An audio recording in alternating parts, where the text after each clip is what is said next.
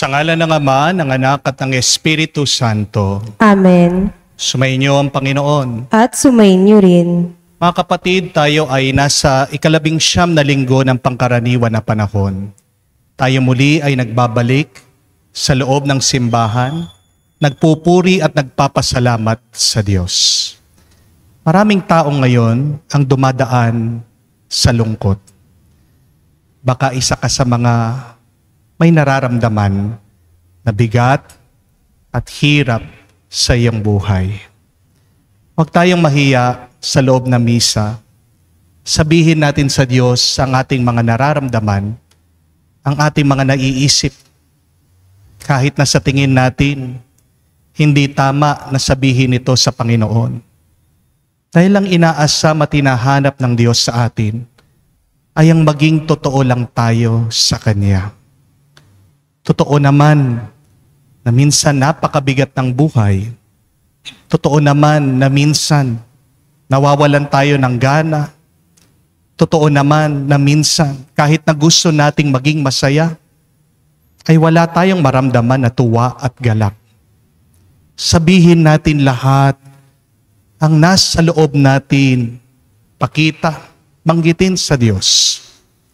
Katutuwa niya na marinig ito at magtiwala tayo na may ipapadala siyang grasya para tayo ay palakasin at para tayo ay magpatuloy muli sa ating paglalakbay sa buhay hanggang marating natin ang buhay na walang hanggan na kasama siya.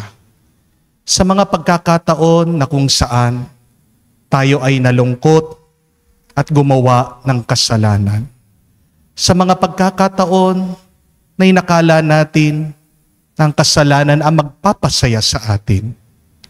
Sa mga pagkakataon na nakalimutan natin na tanggapin si Jesus, ang tinapay ng buhay, ang totoong magpapalakas sa ating mga kaluluwa. Hilingin natin muli ang awa ng Diyos para tayo ay makitang karapat-dapat makatanggap muli sa mga banal na misteryo. Inaamin ko Sa makapangyarihang Diyos at sa inyo mga kapatid, na lubha akong nagkasala sa isip, sa salita, sa gawa at sa aking pagkukulang. Kaya isinasamo ko sa mahal na Birhen Maria, sa lahat ng mga anghel at mga banal, at sa inyo mga kapatid na ako'y ipanalangin sa Panginoong ating Diyos. kaawaan tayo na makapangyarihang Diyos, patawarin tayo sa ating mga kasalanan, patnubayan tayo sa buhay na walang hanggan. Amen.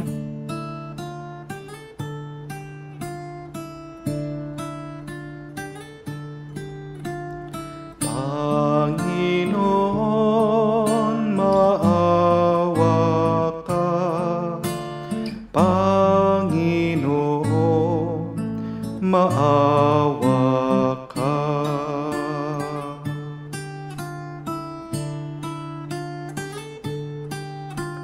Kristo, maawa ka. Kristo, maawa ka sa amin. Panginoon, maawa ka. Panginoon, maawa ka. Gloria in excelsis Deo.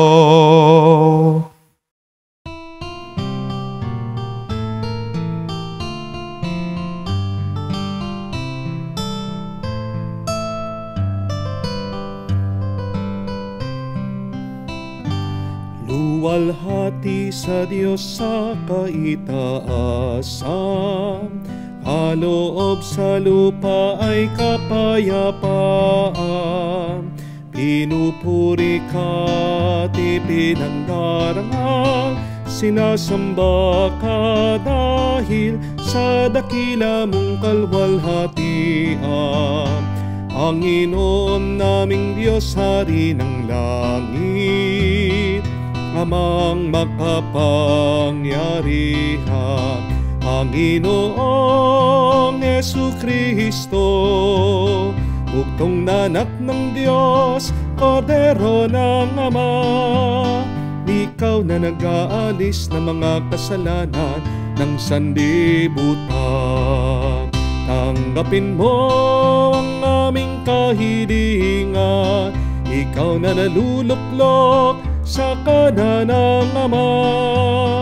Maawa ka sa amin, ikaw lamang ang banal, Panginoong Jesucristo, kasama ng Espiritu, sa luwalhati ng Ama. Amen, amen, amen, amen.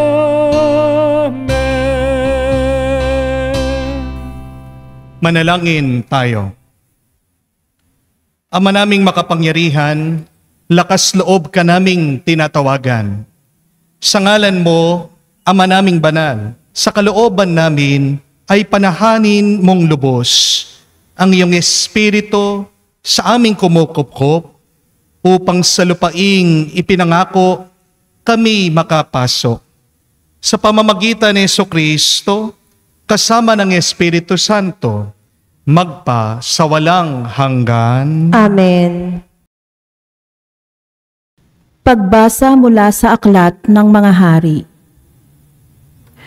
Noong mga araw na iyon, si Elias ay mag-isang pumunta sa ilang. Pagkatapos ng maghapong paglalakad, ay naupo siya sa lilim ng isang puno ng retama at nanalangin ng ganito: Panginoon, kunin na po ninyo ako. Ako po'y hirap na. Nais ko na pong mamatay. Pagkatapos, nahiga siya at nakatulog. Ngunit dumating ang isang anghel. Kinalabit siya at ang sabi, Gising na at kumain ka. Nang siya'y lumingon, nakita niya sa may ulunan ang isang tinapay na niluto sa ibabaw ng mainit na bato at tubig sa isang sisidlan. Kumain nga siya at uminom. Pagkatapos ay nahiga uli. Ngunit bumalik ang anghel ng Panginoon. Kinalabit siya uli at sinabi, Bumangon ka at kumain. Napakahaba pa ang lalakarin mo. Kumain nga siya uli at uminom at siya'y lumakas. Sa tulong ng pagkaing iyon, naglakbay siyang 40 araw at 40 gabi hanggang sa Horeb, ang bundok ng Diyos. Ang salita ng Diyos. Salamat sa Diyos. Magsumikap tayong kamtin ang Panginoong butihin. Magsumikap tayong kamtin ang Panginoong butihin. Panginooy aking laging pupurihin, sa pasasalamat di ako titigil. Aking pupurihin kanyang mga gawa, kayong naaapi, makinig, matuwa. Magsumikap tayong kamtin ang Panginoong butihin. Ang pagkadakila niya ay ihayag, at ang ngalan niya'y purihin ng lahat. Ang aking dalangay dininig ng Diyos, na wala sa akin ang lahat kong takot. Magsumikat tayong kamtin ang Panginoong butihin. Nagalak ang aping umasa sa Kanya, pagkat di nabigo ang pag-asa nila. Tumatawag sa Diyos ang walang pag-asa, sila'y iniligtas sa hirap at dusa. Magsumikat tayong kamtin ang Panginoong butihin. Anghel yaong bantay sa may takot sa Diyos, sa mga panganib sila'y kinukupkup. Ang galing ng puon hanaping masikap, yaong nagtiwala sa Kanya'y naligtas, ay maituturing na taong mapalad. Magsumikat tayong kamtin ang Panginoong butihin. Pagbasa mula sa sulat ni Apostol San Pablo sa mga taga-Efeso. Mga kapatid, Huwag ninyong dulutan ng pighati ang Espiritu Santo, sapagkat ito ang tatak ng Diyos sa inyo. Ang katibayan ng inyong katubusan, pagdating ng takdang araw. Alisin na ninyo ang lahat ng sama ng loob, galit at puot. Huwag na kayong mambubulyaw, manlalait, at mananakit ng damdamin ng kapwa. Sa halip, maging mabait kayo at maawain sa isa't isa at magpatawaran tulad ng pagpapatawad sa inyo ng Diyos sa pamamagitan ni Kristo. Yamang kayo'y mga anak na minamahal ng Diyos. Tularan niyo siya. Mamuhay kayong puspos ng pag-ibig tulad ni Kristo. Dahil sa pag-ibig sa atin, inihandog niya ang kanyang buhay bilang mahalimuyak na hain ng Diyos. Ang salita ng Diyos. Salamat sa Diyos.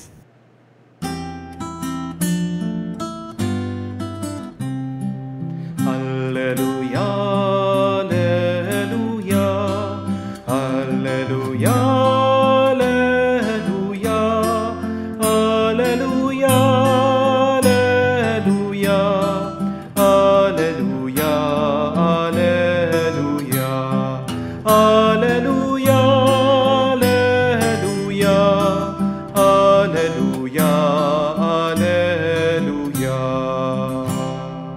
Pagkaing dulot ay buhay si Jesus na poong mahal. Buhay natin siya ay kailanman.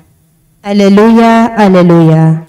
Sumainyo ang Panginoon. At sumayin niyo rin. Ang mabuting balita ng Panginoon ayon kay San Juan. Papuri sa iyo, Panginoon. Nung mga panong yun, nagbubulungan ang mga Hudyo dahil sa sinasabi ni Jesus, "Ako ang pagkaing bumaba mula sa langit." Sinabi nila, hindi ba ito si Jesus na anak ni Jose? Kilala natin ang kanyang ama at ina. Paano niya ngayon masasabi, bumaba ako mula sa langit? Kaya sinabi ni Jesus, huwag kayong magbubulungan, walang makakalapit sa akin maliban kung dadalhin siya ng amang nagsugo sa akin. At ang lalapit sa akin ay muli kong bubuhayin sa huling araw. Nasusulat sa aklat ng mga propeta at silang lahat ay tuturuan ng Diyos. Ang bawat nakikinig sa Ama at natututo ay lalapit sa akin. Hindi ito nangangahulugang may nakakita na sa Ama. Yaong nagmula sa Diyos ang tanging nakakita sa Ama. Hindi nangangahulugang may nakakita na sa Ama, yaong nagmula sa Diyos ang tanging nakakita sa Ama. Sinasabi ko sa inyo, ang nananalig sa akin ay may buhay na walang hanggan. Ako ang pagkaing nagbibigay buhay. Kumain ng mana ang inyong mga ninuno nang sila ay nasa ilang, gayon man namatay sila. Ngunit ang sino mang kumain ng pagkaing bumaba mula sa langit ay hindi mamamatay. Ako ang pagkaing nagbibigay buhay na bumaba mula sa langit. Mabubuhay magpakailanman ang sino mang kumain nito. At ang pagkaing ibibigay ko ay ikabubuhay ng sanlibutan ay ang aking laman. Mga kapatid, ang mabuting balita ng ating Panginoon. Pinupuri ka namin, Panginoong Hesukristo.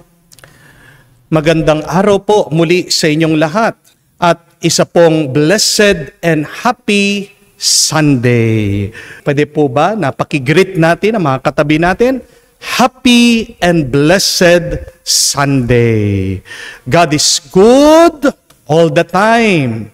All the time, God is good. Luma na daw po yan. Ano po ang pinakabago? Pag sinabi daw po na God is good, ang sagot nyo, Amen. Ayun, yung mga mahilig na makinig at manood sa mga bini. Amen. Yan po ang tamang sagot. Practicein po natin. God is good. Amen. Palagi tayong nagpupuri at nagpapasalamat sa biyaya ng Diyos. Kahit na hindi mo nakikita, meron palaging biyaya at grasya ang Diyos na binibigay sa iyo. Amen. Isa po sa madalas na tinatanggap kong tanong, Father, paano ba maging masaya? Marami po nagtatanong, nagme-message sa akin, Father, paano po ba maaalis ang depression? Napakarami po concern nila yan. Father, paano po ba maaalis ang lungkot at magiging masaya muli ako? Sabi po sa pag-aaral that depression is the leading cause of disability around the world. Kapag depressed ka, paralyzed ka. Hindi niyo po ba napansin? Pag malungkot ka, pag depressed ka, wala kang gana, wala kang gustong kainin, hindi mo alam kung anong iyong gagawin. Nalilito ka, wala kang magawa pag sobrang lungkot mo.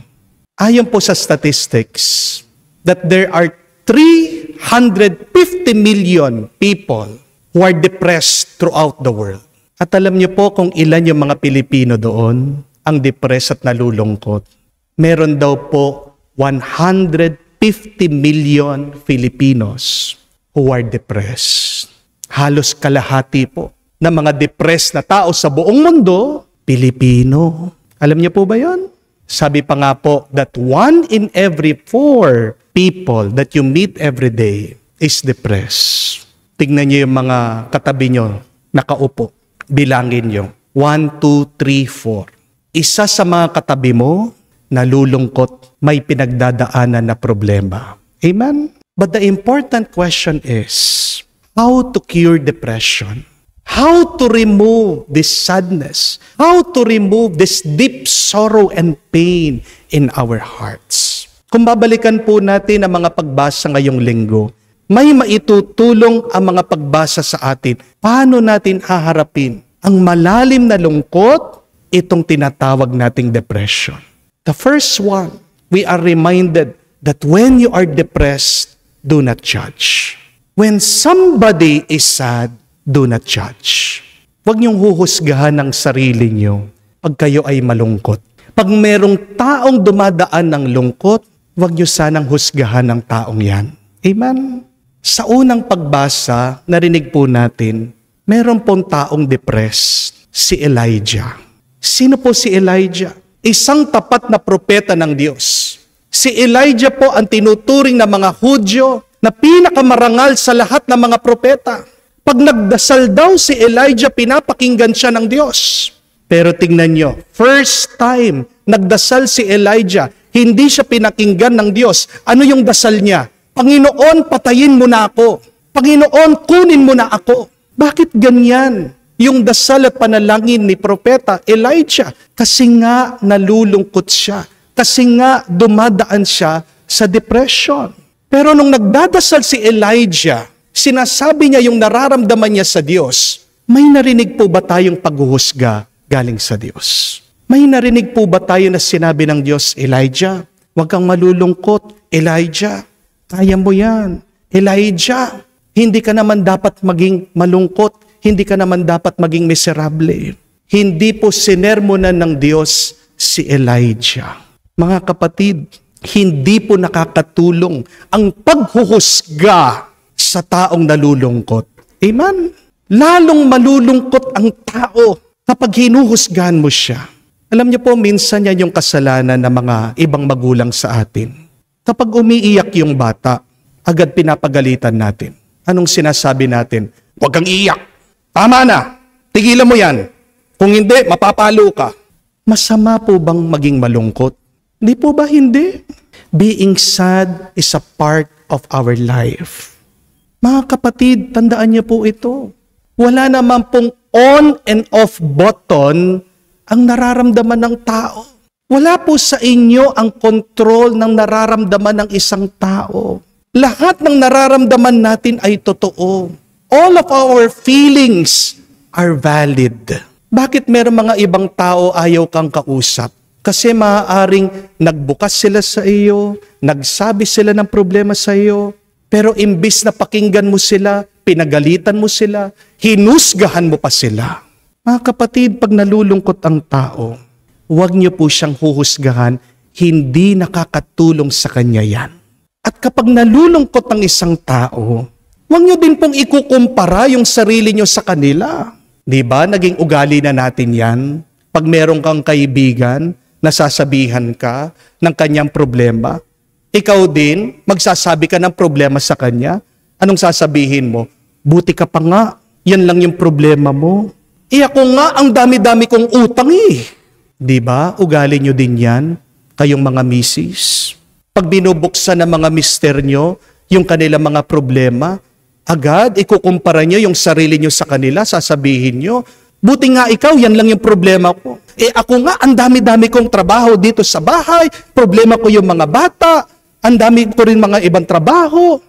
Mga kapatid, hindi po nakakatulong yung ganyang pagsasalita sa mga taong dumadaan sa lungkot. Anong pinakamagandang gawin? Just listen to the person.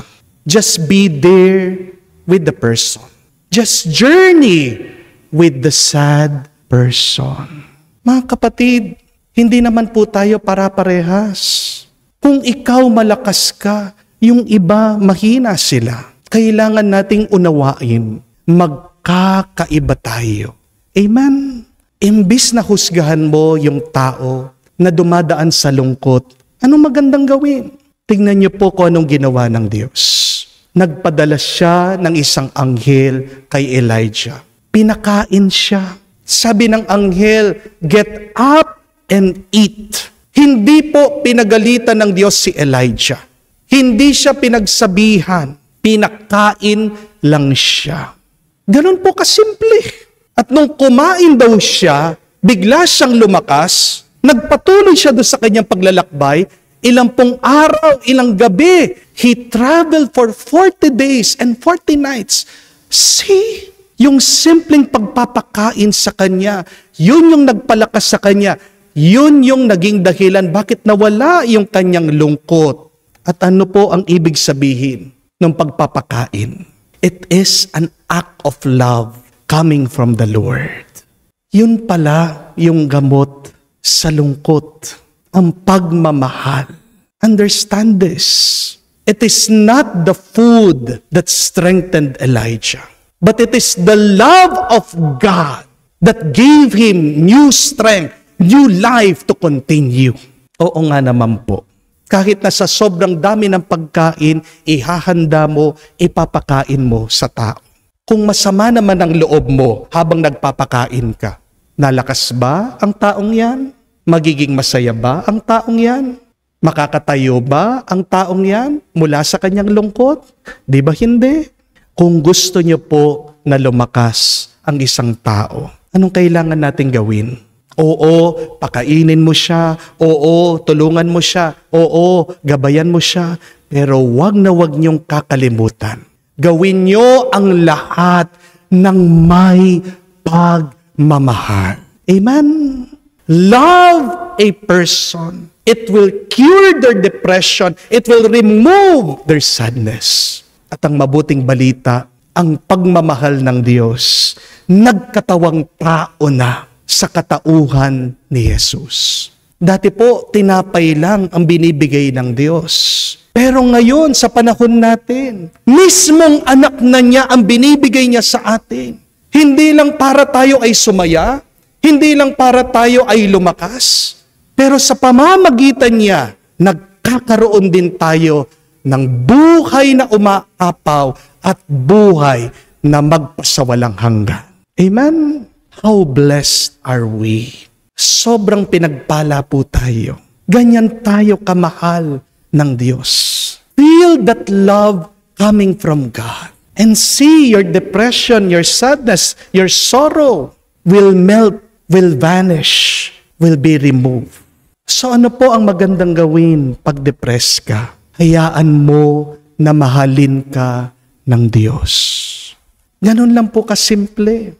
Tanggapin mo ang pagmamahal ng Panginoon. At saan natin matatanggap ang pagmamahal ng Diyos, ang pagmamahal ni Jesus? Unang-una na dyan, sa kanyang salita na mababasa nyo sa Biblia. Always read the Bible. You will feel the love of God in His Word. Pero pangalawa, ang pagmamahal ng Diyos ay matatanggap mo, mararanasan mo sa panalangin. Dahil pag tayo ay nagdarasal, tinatanggap naman natin ang banal na Espiritu. The Spirit of love, we receive it when we pray. Amen? At sa pamamagitan ng sakramento ng misa, tinatanggap natin ang katawan at dugo ni Kristo. That is the first step. To deal with depression, do not judge. Huwag kang maghusga. Just love. Magmahal ka, tanggapin mong pagmamahal ng Diyos. But secondly, when you are depressed, you can do one thing. Pray always. Alam ko po, pag sobrang lungkot mo, ayaw mong tumayo sa kama. Amen? Alam ko po, pag nalulungkot kayo, hindi mo alam kung anong gagawin mo. Prayer is our lifeline to God. Kahit na napakapangit ng dasal ni Elijah, tingnan niyo po, pinakinggan ito ng Diyos. Dahil wala naman po yan sa ganda ng dasal Tungkol yan sa katotohanan ng ating dinadasal, ng ating sinasabi sa Diyos. Aanuhin ng Diyos ang inyong dasal kung hindi naman po ito totoo. Amen? If you are sad, if you are depressed, then be truthful. Say it to the Lord. Hindi ka naman huhusgahan ng Panginoon. Pero pagkatapos mong binuhos, sinabi, binuksan lahat sa Diyos, anong kailangan mong gawin? Makinig ka. Tanggapin mo ang mensahe na galing sa Diyos. Diyan tayo nagkukulang. Kasi puro tayo salita ng salita, puro tayo na lang ang nagsasabi, pero nakakalimutan nating makinig sa Diyos. My dear friends, prayer is not a one-way monologue, but prayer is a dialogue with God. Isipin niyo po ito. Kung pupunta po kayo sa doktor, magpapacheck up kayo. Pag nakita kayo ng doktor, tatanungin niya, anong problema? Di ba? Sasabihin natin lahat na masakit sa atin, sa ating katawan. Kung kayang pagkatapos mong binanggit, sinabi lahat sa doktor, Dok, ito yung masakit sa akin, Dok, ito yung aking problema. At pagkatapos, iniwanan mo yung doktor. Ang tanong, matutulungan ka ba ng doktor? Mapapagaling ka ba ng manggagamot? Di ba hindi? Yan ang ginagawa natin madalas sa panalangin. Bakit yung mga problema natin hindi nasusolusyonan? Bakit yung mga bigat ng ating buhay hindi gumagaan? Bakit ang ating mga pagsubok ay hindi nagkakaroon ng kasagutan? Dahil sinasabi natin lahat ng mga problema, pagkatapos agad nating iniiwanan ng Diyos, hindi man natin marinig, hindi man natin tinatanggap yung anuman ang kanyang salita, yung kanyang turo. My dear friends, pray always. It means, yes, open your heart, open your mind to God, but also be open to what God has to say. At ngayon, sa katahimikan, kung magdadasal ka, ang tanong, ano kaya ang sinasabi ng Diyos sa iyo? Isang gamot yan sa iyong depression, sa iyong lungkot. Marunong ka namang sanang makinig. Dahil ang tatanggapin mo sa Diyos ay ang magpapalakas sa iyo. Malayo ang mararating mo sa tulong niya. Amen? But third and last, act positively. Tandaan niyo po, meron tayong mga ginagawa na nakakaapekto sa ating nararamdaman. All of your actions affect your mood, affect your emotion, affect you. Kapag po nadidepress kayo, iwasan niyo mga bagay na ito ha. Huwag po kayong iinom ng alak. Pangalawa, huwag po kayong kakain ng junk food, ng chichirya, ng mga matataba, ng mga maaalat, ng matatamis. Eat healthy. Huwag din po kayong magkukulong mananatili mag-isa sa kwarto. Hindi po nakakatulong yan. Ang sabi po ng mga psychologists, pag nalulungkot ka, lumabas ka sa kwarto, magbilad ka. Pumunta ka sa araw. Tanggapin mo ang sinag ng araw, ang liwanag ng araw. Nakakatulong po yan para lumabas yung happy hormones. Lumapit ka, pumunta ka doon sa mga masayahin na tao. Do not be alone. Look at what you are doing. Pag negatibo ang iyong ginagawa, negatibo din ang iyong mararamdaman. Maghanap ka ng bagay na makakapagpasaya sa iyo. Basta't huwag mong hahayaan na nakahiga ka lang. Dahil lalong lalala ang iyong nararamdaman. Find something positive to do. Kaya nga po ang kasabihan, di ba, kung maalala nyo, if you cannot fly, then run. If you cannot run, then walk. If you cannot walk, then crawl. If you cannot crawl, then pray. Palagi meron tayong magagawa. Kung ang huling magagawa mo na lang ay ang magdasal, huwag kang titigil na magdasal. Because if you do nothing, you will receive nothing. Amen? Pero kung may gagawin kang mabuti, at kung gagawin mong pinapagawa ng Diyos, anong matatanggap mo? Pagpapalakas, pagpapala, galing sa Kanya. Ito po ang gusto kong tandaan niyo, mga kapatid. When you go alone, that is called a race. But when you go with God, that is called a grace. Pag wala ang Diyos sa buhay mo, ano ang nangyayari sa iyo? Nakikipag-competition ka, tumatakbo ka, naglalakbay ka, mag-isa. Paligsahan ng buhay, napakahirap ng buhay, pag ganyan ang ating tingin at pananaw. Amen? Pero tingnan niyo po, that race will become a grace. Bakit? Sinama mo si Big G, God. Hindi magiging mahirap ang buhay pagkasama mo palagi ang Diyos. Amen? Kaya ang tanong, kasama mo ba ang Diyos? Kung isasama mo ang Diyos sa lahat ng iyong gagawin, mawawala ang iyong lungkot, ang iyong depression. Sino po ba sa atin ang ayaw na maging masaya? Di ba wala? Lahat tayo gusto natin maging masaya. Pero tandaan niyo po ito, mga kapatid, ang lungkot, ang depression, isang panahon lang yan ng iyong buhay. It is just a season. Huwag ka masyadong magpa-apekto diyan sa iyong lungkot. Hindi natin mapipigilan ang pagdating ng lungkot at depression sa atin. Feel it, but do not feed it. Pag nararanasan na natin ang lungkot, ngayon handa na tayo. Tandaan natin, una, huwag kang maghuhusga. Magmahal ka lang. Do not judge, but allow God to love you. Second, always pray. And always listen to the Lord. And third, act positively. Kapatid, ang pinakamabuting pwede nating gawin ngayon ay hayaan mo na mahalin ka ng Diyos. Dahil sa pagmamahal, gagawin ka niyang mas masaya, mas payapa, at mas malakas para mapagpatuloy natin ang ating paglalakbay sa ating buhay ngayon hanggang marating natin ang kanyang kaharian sa magpa sa walang hanggan. Amen. Sumasampalataya ako sa Diyos amang makapangyarihan sa lahat, na may gawa ng langit at lupa.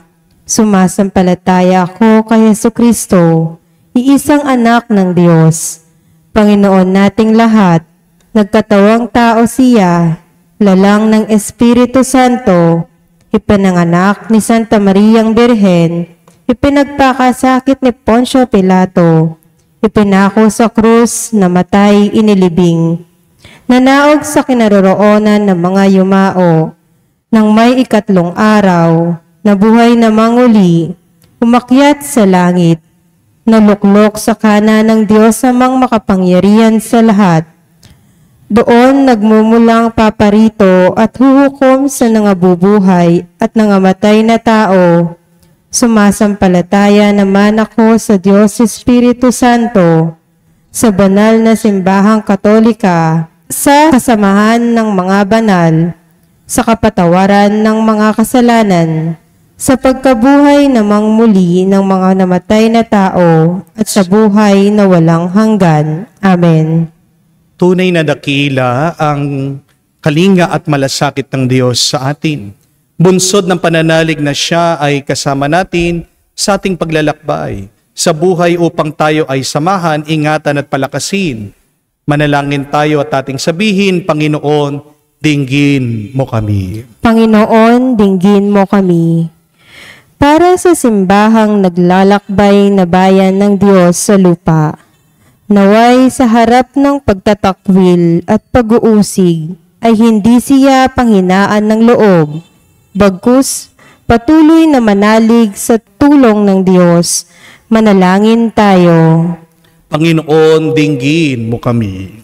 Para sa Santo Papa, ating obispo, at lahat ng namumuno sa bayan ng Diyos, nawa sila'y maging tulad ng anghel na sugo ng Panginoon para palakasin at pasiglahin ang propetang si Elias. Manalangin tayo.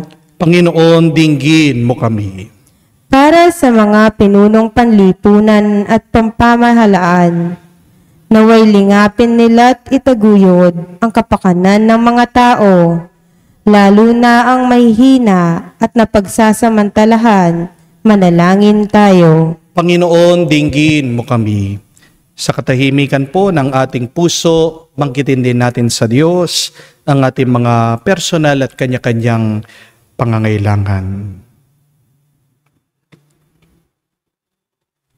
Panginoong Diyos, salamat sa iyong patuloy na pagiging kasama namin sa kabila ng aming mga pagkukulang at di pagiging tapat. Maipahayag nawa namin ang aming tapat na pagkilala sa iyong pagmamahalan sa amin sa pamamagitan ng kabaitan ng isa't isa, habag at pagpapatawad. Hinihiling namin ito sa ngalan ni Kristo, aming Panginoon. Amen.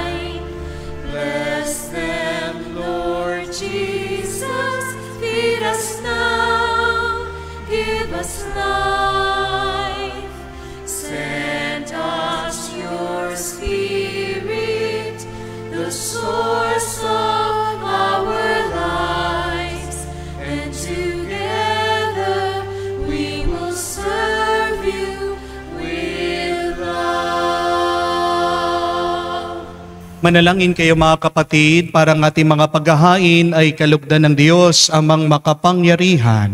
Tanggapin nawa ng Panginoon itong paghahain sa inyong mga kamay at kapurihan niya at karangalan sa ating kapakinabangan at sa buong sambayanan niyang banal. Ama naming lumikha, kalugdan mo ang mga alay ng iyong sambayanan ay pinagmamagandang loob mong ibigay sa amin, upang maihain ay siya nawang gumanap ng iyong ginagawa upang kami tubusin. Sa pamamagitan ni Jesucristo kasama ng Espiritu Santo, magpa sa walang hanggan. Amen. Sumainyo ang Panginoon. At sumainyo rin. Itaas sa Diyos sa inyong mga puso at diwa. Itinaas na namin sa Panginoon. Pasalamatan natin ang Panginoong ating Diyos. Marapat na siya'y pasalamatan.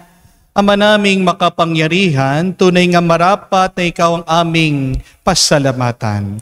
Sa iyong mga supling na nagtaksil, ay nagbabalik ngayon sa iyong paggiliw, bunga ng malasakit ng anak mong masunurin, at ng Espiritong bigay, upang lahat ay kupkupin. Kami mga tinubos ng anak mong mahal, ay niloob mong magtipon at magkapisan, upang magsalo sa masaganang hapag ng buhay. Kaisa ng anak mo at ng Espiritu Santo, ang iyong sambayanan nagpupuri sa iyo. Nagkakapisan ngayon at bumubuo sa katawan ni Kristo. Nagkakatipon ngayon kasama ng Espiritu Santo. Kaya kaisa ng mga anghel, nagsisiawit ng papuri sa iyo ng walang humpay sa kalangitan. Kami nagbubunyi sa iyong kadakilaan.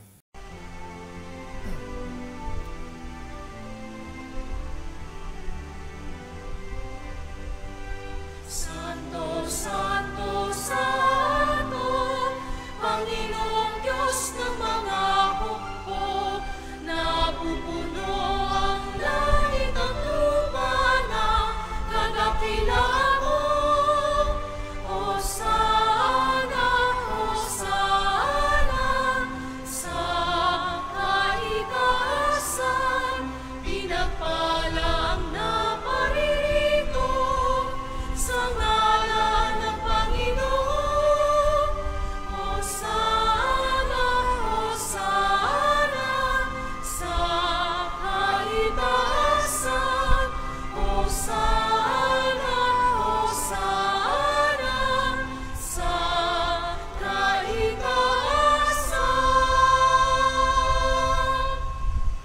Ama naming banal, ikaw ang bukal ng tanang kabanalan.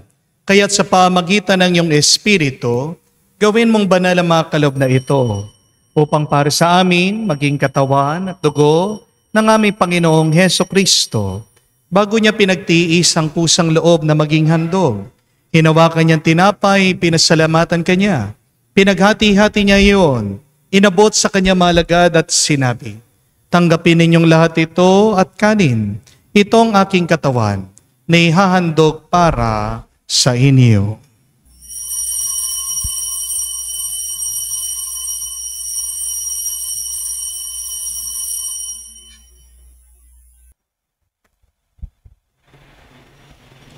Gayon din naman na matapos ang hapunan, hinawakan niya ang kalis, muli kanyang pinasalamatan. Hinabot niyang kalis sa kanya malagad at sinabi, "Tanggapin ninyong lahat ito at inumin. Itong kalis ang aking dugo, ng bago at walang hanggang tipan. Ang aking dugo na ibubuhos para sa inyo at para sa lahat ng ipagpapatawad ng mga kasalanan. Gawin ninyo ito sa pag-aalaala sa akin."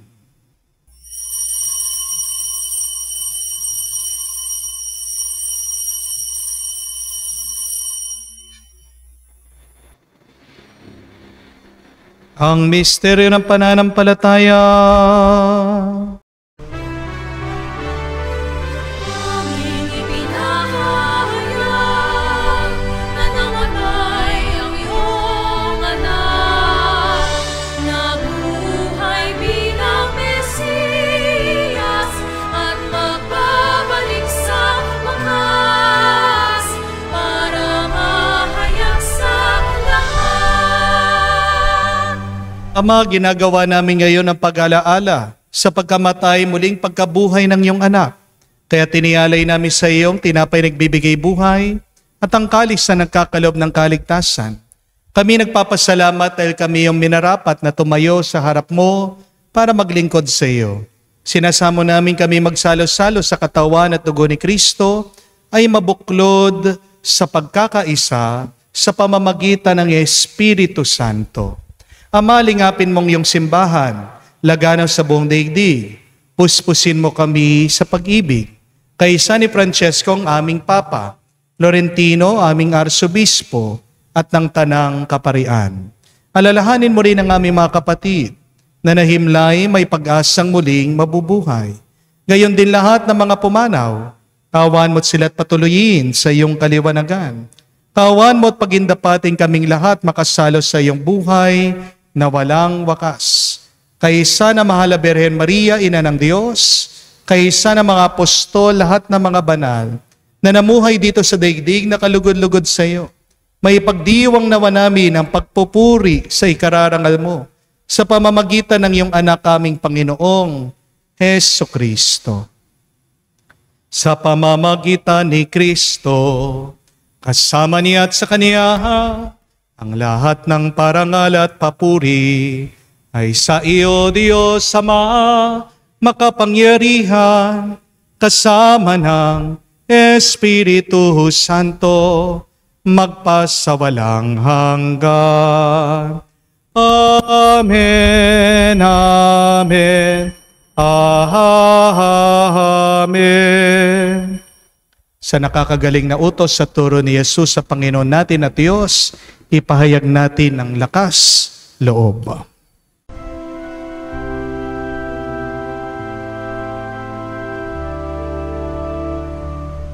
Ama namin, sumasalangit ka, sambahin ang ngalan mo, mapasa amin ang kaharian mo, sundin ang loob mo dito sa lupa para nang sa langit. Bigyan mo kami ngayon ng aming kakanin sa araw-araw, at patawarin mo kami sa aming mga sala para ng pagpapatawad namin sa nagkakasala sa amin. At huwag mo kami ipahintulot sa tukso, at iadya mo kami sa lahat ng masama. Hinihiling namin kami adya sa lahat ng masama, pagkalooban ng kapayapaan araw-araw, iligtas sa kasalanan, ilayo sa lahat ng kapahamakan, samantalang aming pinanabikan ang dakilang araw ng pagpapahayag ng tagapagligtas naming si Heso Kristo. Sapagkat iyo ang kaharian at ang kapangyarihan at ang kapurihan magpakailanman. Amen. Panginoong Heso Kristo, sinabi mo sa mga apostol, kapayapaan ang iniiwan ko sa inyo. Ang aking kapayapaan binibigay ko sa inyo. Tungayan mo ang aming pananampalataya at huwag ang aming pagkakasala. Pagkalooban mo kami ng kapayapaan at pagkakaisa ayon sa iyong kalooban, kasama ng Espiritu Santo magpa sa walang hanggan. Amen. Kapayapaan ng Panginoon ay laging sumainyo. At sumainyo rin. Magbigayan po tayo ng kapayapaan sa bawat isa. Peace with you po, kapayapaan po sa inyong lahat.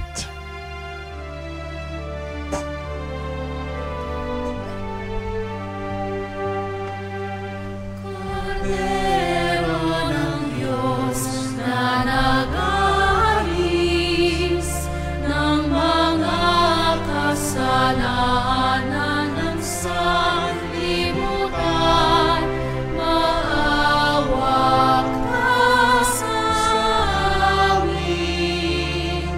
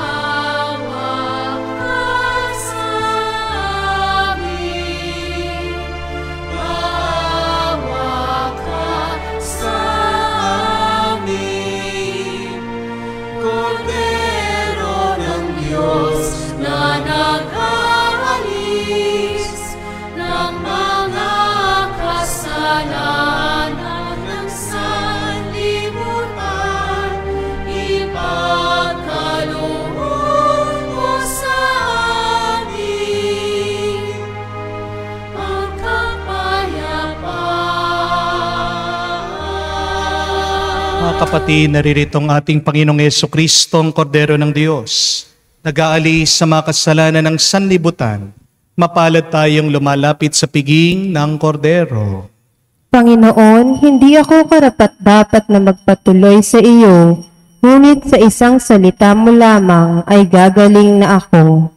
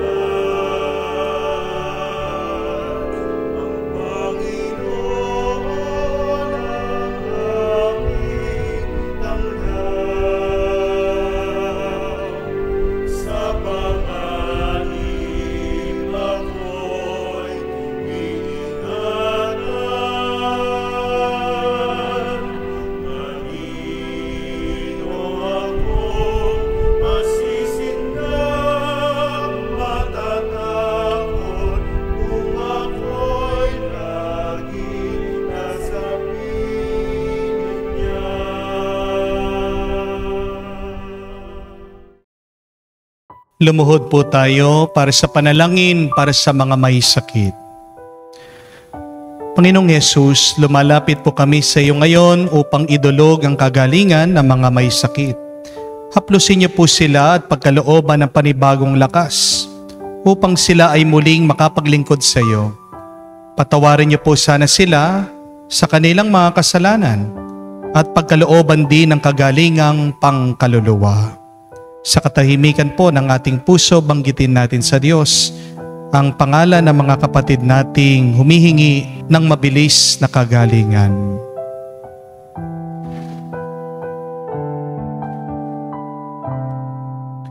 Hinihiling namin ito sa ngalan ni Kristo, aming Panginoon. Amen. Panalangin para sa mga OFW.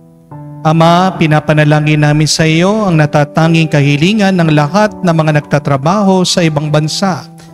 Tulungan mo sila bawat sandali ng kanilang buhay habang nasa ibang bansa. Palakasin mo sila kapag pinanghihinaan sila ng kalooban. Pagalingin mo sila tuwing nagkakasakit. Aliwin mo sila kapag nalulungkot sila. Ilayo mo sila sa anumang masama at kapahamakan, upang mapagpatuloy sila lagi sa kanilang buhay. Mapahalaga nawa ng kanilang mga pamilya ang bawat sakripisyo nila sa ibang bansa upang wag masayang ang kanilang pagpapagal. Kawaan at pagkalooban mo ng biyaya ang lahat ng mga OFW dahil sa iyo lamang aasa at wala ng iba pa. Ang lahat ng ito ay aming sama-samang panalangin sa ngalan ni Jesus. Amen. Banal na muka ni Jesus, kaawaan mo kami. Tumayo po tayo. Manalangin tayo.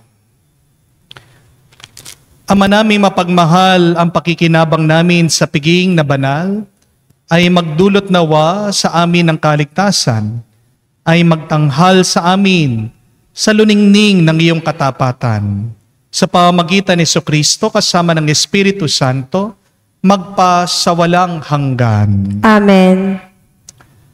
Tatlong paraan para makatulong, makaalis ng lungkot o depresyon sa ating buhay. Una, huwag kang maghusga. Tandaan niyo po, kahit din ang mga banal na tao nakaranas ng kalungkutan. Si Elijah, ang propeta ng Diyos, ang ating Panginoon sa hardin ng Getsemani. Si Saint John of the Cross, ang tawag niya sa depression ay the dark night of the soul. Kaya huwag mong sasabihin na masama kang tao pag ikaw ay nakakaranas ng lungkot. Parte ng buhay ang ating lungkot. Ang hindi maganda ay pag hindi na nawawala ang lungkot sa iyong puso. Huwag mong huhusgahan ang sarili mo pag nalulungkot ka. Huwag ka ding maghuhusga ng ibang tao pag dumadaan sila ng lungkot. Ano ang makakatulong sa tao pag sila ay nalulungkot? Una na dyan ay ang panalangin. Yan ang pangalawang hakbang. Kung hindi natin kayang magdasal, magpadasal tayo sa iba. Kung may kakilala kayo na dumadaan sa depresyon, ipagdasal nyo sila. Imbis na husgahan nyo sila, ipanalangin nyo sila. Kahit na gaano pa kapangit ang iyong naiisip, ang iyong nararamdaman, magsilbisa ng iyong dasal at panalangin sa Diyos. Go back to Elijah. He wanted to die. What an ugly prayer. And yet, it was a true prayer. Always pray, always God's blessing. Kung hindi mo kayang manalangin, magpadasal ka sa iba. Pakinig pagkatapos mo magsalita. Pero kahuli-hulihan, act positively. Pag ikaw ay nagkakasala, maaaring masarap sa pakiramdam. Pero ang masarap na pakiramdam, hindi nagtatagal yan. Pleasure is different from joy and peace. Pag ikaw ay nalulungkot, mas mainam, mas maganda, lumapit ka sa mga mabubuting tao, sa mga banal na tao. Tayo ay humingi ng panalangin sa mga santo. Go back to Mass. Attend the Holy Eucharist. Receive Jesus, our bread of life, the food of our soul. At kahuli-hulihan, tanggapin natin ang pagmamahal ng Diyos. Because only true love can cure loneliness and depression. Kaya nga po ang aking assignment sa inyo, kunin niyo ang cellphone niyo, buksan niyo po, palitan niyo yung home screen niyo. Alam niyo yung home screen? Yung pag binuksan niyo po yung cellphone niyo, yun yung agad na lilitaw. Anong gusto kong gawin niyo? Palitan niyo yung picture ng home screen niyo, ng picture ng taong minamahal niyo at minamahal kayo. So post a picture in your cellphone of the person that you love, of the person that loves you. Para bawat hawak yung cellphone nyo, di ba? Palagi naman kahit saan tayo pumunta, hawak-hawak natin cellphone natin. Pagkabukas mo pa lang, anong tatambad sa'yo? Anong agad mo makikita? Yung larawan nung taong nagmamahal sa'yo, nung taong mahal mo. Sino yung taong yan na mahal mo? Asawa mo, anak mo, alaga mo, ano yan? Aso, pusa, o maaaring ang picture ng Diyos, si Jesus. Napakahalaga nito na pag nakita natin, maalaala natin, ay may nagmamahal pala sa akin. Ay, ito pala yung dahilan bakit nabubuhay pa rin ako. Kasi may taong umaasa sa akin. May tao akong minamahal. Di ba kahit na masakit ang magmahal, wala nang ibang pinakamasarap na karanasan kung hindi ang mahal. So, post that picture of the person that loves you and the person that you love the most. Feel and experience that love so that your sadness, sorrow, and depression will go away. Sumainyo ang Panginoon. At sumainyo rin. At kayo ay pagpalain ng Diyos makapangyarihan sa ngalan ng Ama, ng Anak, ng Espiritu Santo. Amen. Ang ating misa ay natapos na. Humayo kayo sa kapayapaan ni Kristo. Salamat sa Diyos.